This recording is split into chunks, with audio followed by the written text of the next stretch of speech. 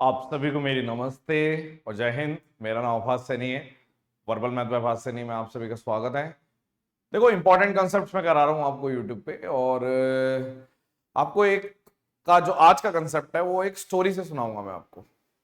एक स्टोरी है जो शुरुआत हुई जीडी कांस्टेबल 2022 में उसकी, फिर वो आरपीएफ एसआई एग्जाम में भी आया भर भर के, तो हमने उसमें से एक टाइप आपका ये सुपर मैथ्स रिवीजन बुक में भी डाला, और उसके बाद फिर एनटीपीसी में ये स्टोरी रिपीट हुई। अब ये स्टोरी का मतलब है इस टाइप के क्वेश्चन, एक पैटर्न है जो रिपीट हो रहा है बार बार। अब हमारा कायदा बनता है कि अगर ये एक पैटर्न रिपीट हो रहा है बार बार और वो कैलकुलेटिव भी है या आसान आता है तो फिर सबके लिए आता है। अगर कैलकुलेटिव आता है, जैसे कि आरपीएफ एसआई में कैलकुलेटिव आया, एनटीपीसी में कैलकुलेटिव आया, जीडी कांस्टेबल में कैलकुलेटिव नहीं था, दिखाएंगे आपको, सारे क्वेश्चन दिखाएंगे। तो उसके लिए आपको प्रिपेयर कराएं ताकि आप क्वेश्चन देखो, फटाफट पढ़ो और तुरंत से आप आंसर निकाल लो। देखते ही ऑप्शन मार्क ना करो, आप सॉल्व करके आंसर निकाल दो, ये होना चाहिए, ठीक है।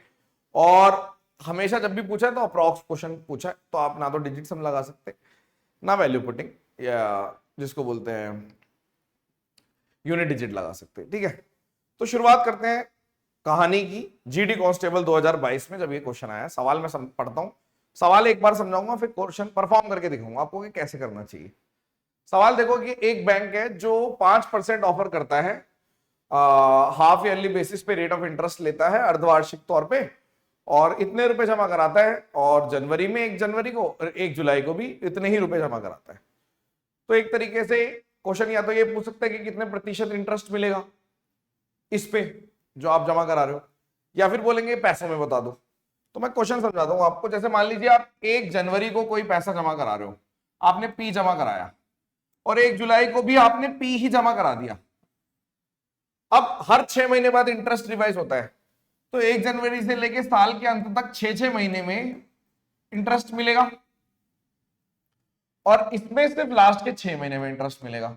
लास्ट के 6 महीने में इंटरेस्ट मिलेगा, ऐसे मिलेगा। तो मान लो जैसे आपने बोल दिया कि 6 महीने का इंटरेस्ट, जैसे कि 12 महीने का इंटरेस्ट है मेरा R%, तो 6 महीने का इंटरेस्ट मेरे को कितना मिलेगा, R/2। तो मान लेता हूं R/2 को मान लो आप बोलते हो अल्फा, तो मेरे को यहां पे अल्फा परसेंट मिलेगा, यहां पे भी अल्फा परसेंट मिलेगा, यहां पे भी अल्फा परसेंट मिलेगा, क्योंकि कंपाउंड इंटरेस्ट है। इसलिए शुरुआत वाले में एक एक्स्ट्रा चीज भी आती है कि alpha into alpha divided by 100%, यानी अगर ओवरऑल देखें तो 3 अल्फा% मिलेगा, ये इंटरेस्ट मिलेगा, और अल्फा स्क्वायर बाय 100% ये इंटरेस्ट मिलेगा। तो आपने बोला ठीक है, समझाया ये तो मैंने, फिर से देख लेते हैं, गधे को भी समझ में आएगा, एंड तक देखोगे तो सबको आ जाएगा। अब जैसे मान लीजिए यही इसी पे, तो मैं बोल रहा हूं ये जो मेरे को टोटल मिल रहा है ये पूरा 2p पे नहीं है, p पे है, क्योंकि यहां पे मिला p% of alpha, p% of alpha, p% of ये, p% ऑफ ये, तो इन सबको जोड़ेंगे तो p बाहर आ जाएगा, तो ये बचेगा, ठीक है। तो आपने बोला ठीक है, यानी अगर मुझे कैलकुलेट करना है, मुझे पता है रेट ऑफ इंटरेस्ट 12 महीने का 5% है, तो 6 महीने के रेट ऑफ इंटरेस्ट पे काम करो जो कि 2.5% हो गया, तो 3 तो 2.5% वाले मिलेंगे, और 2.5 इंटू 2.5 डिवाइडेड बाय 100%।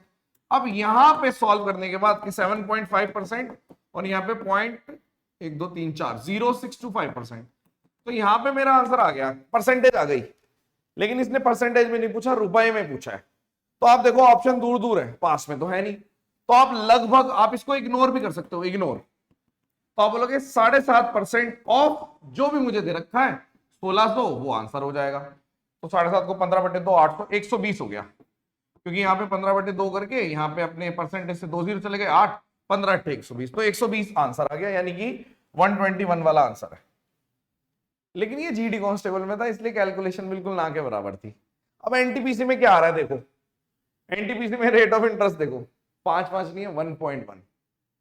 वही सेम सवाल है कि आपने हाफ ईयरली, ये रेट ऑफ इंटरेस्ट पूरे साल का है, हाफ ईयरली बेसिस पे इतने रुपए ईच, 1 जनवरी को भी कराए, 1 जुलाई को भी कराए, तो कितने रुपए से, परसेंटेज में भी नहीं, रुपए से बताओ।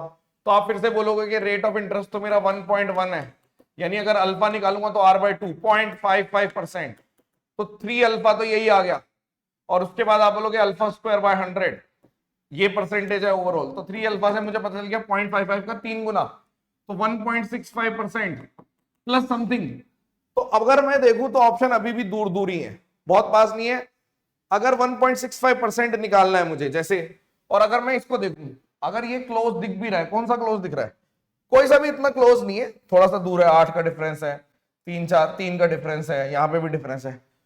तो अगर आप इसको निकाल भी देते हो ना तब भी बहुत ज्यादा फर्क नहीं आएगा। कैसे? क्योंकि अगर मैं इसको निकालता हूं, जैसे मैंने बोला कि 0.55 का 3 गुना है, और यहां पे 0.55 इंटू 0.55 डिवाइडेड बाय 1 2, फिर ये पॉइंट हटा दो 1 2, फिर पॉइंट हटा दो 1 2, तो कितनी सारी, यानी अगर इसको सॉल्व करोगे तो 3025 है। भाई 55 का स्क्वायर निकालना आता है, लास्ट में 25, 5 31। तो आप बोलोगे कि ये तो 1 2 3 4 और मतलब कि पॉइंट पॉइंट यहां तक ऐसे आएगा, तो बहुत ज्यादा फर्क नहीं आएगा। तो मेरा जो आंसर आएगा सीधा वो आएगा 1.65% ऑफ 7745। जब आप इसको निकालोगे, आप खुद कैलकुलेट कर सकते हो, आप निकालोगे यहां पे, लेकिन थोड़ा टाइम लगेगा। हमें तो पता है कि आंसर क्या आ रहा है, ये आंसर आ गया, हमें तो पता है, ठीक है। लेकिन मैं आपको ये नहीं कह रहा कि मार्क नहीं करना है, ऐसे कैलकुलेट करना पड़ेगा। आपको लगेगा इस क्वेश्चन को सॉल्व करने में कितना ही करा लूं तब भी आप क्वेश्चन पढ़ के सॉल्व करने में 40 सेकंड 50 सेकंड लगा कर आओगे। पेपर बहुत वैल्यू बहुत आसान हो गई तो बात अलग है, ठीक है। और देखो, यदि मैंने इसका देख लिया कि 7.4 है, तो रेट ऑफ इंटरेस्ट है 7.4, आपने बोल दिया अल्फा आ गया 3.7, तो वही वाली बात हो गई कि 3.7 के 3 है, और अगर ओवरऑल देख लूं तो यहाँ पे 3.7 इंटू 3.7 डिवाइडेड बाय 100, पॉइंट हटाओगे 1 2 3 4, तो लगभग अगर देखें तो ये कितना आ गया, 11.1% आ गया। हाँ, और यहां पे अगर आप निकालोगे तो ये कितना आएगा, अगर आप कैलकुलेट करोगे तो पॉइंट के बाद कुछ 416, मतलब 1 से ही एंड लगा दे, 0.1 के आसपास, तो 11.2% निकालना है मुझे, ठीक है। 11.2% ऑफ 8022 निकालना है। तो सपोज करो ये निकालना है ऑप्शन, चलो ये करके दिखा देता हूं मैं कि कितना आएगा वैसे। तो आपने बोला कि 10% तो 802.2 है, भाई इसको ऐसे तोड़ रहा हूं, 10% एक निकाल दिया, 1% कितना आएगा 80.22, अब 11% निकल गए, 0.2% का मतलब कितना है, एक आप निकालोगे 8, 0.1% है 8 और 16, यानी कि 16, यानी कि आपका आ गया 898 पॉइंट समथिंग, लगभग 900 के सबसे पास कौन सा है, ये वाला आंसर है, ये मार्क कर देना। एक चीज मैं आपको बताना चाहूंगा कि जब ये दे रखा है तो इसका 100% कितना होता है, ये पता है सबको या नहीं, ये 10% कितना होता है, पॉइंट लगा दो, तो ये 10% था। 1% कितना होता है, 11 निकालना है तो मैंने पॉइंट 80.2, ये 1% है, और 0.1% 8 था तो उसका डबल कर दिया 0.2। तो आप ऐसे कैलकुलेशन में इस टाइप की चीजें कर सकते हो, यहां भी कर सकते हो कि 1.65% निकालना है तो मैं सीधा 1.5 निकाल के अप्रॉक्स यहां से भी पहुंच सकता हूं कि जैसे मुझे 1% निकालना है तो 77 आ गया, ठीक है। अब आधा परसेंट निकालना है तो 77 का आधा कर दो तो 78, 38 पॉइंट समथिंग आ गया 5, तो फिर 0.15, मतलब ऐसे कर सकते हो आप अगर आपको करना है तो, ठीक है। वो आपके हाथ में, ये आपकी एफर्ट्स होते हैं ये सारे, इन चीजों में ना तो घुसना चाहिए, घुसेंगे तो पेपर आप खराब करके आओगे, ये आपको करना है।